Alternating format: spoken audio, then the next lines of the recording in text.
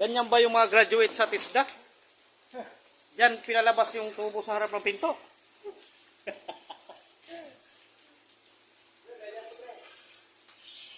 Hindi na lang ako mag-aaral ng TISDA kung ganyan lang din naman. Harap ng pinto. Nako. Patay tayo dyan. Ganun ba yun?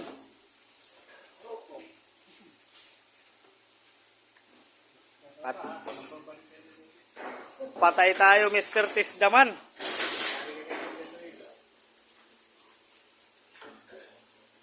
Diyan mo lang naman ilagay. Diyan na naman.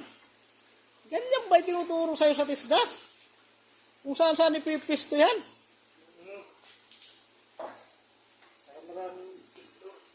Alaga lang.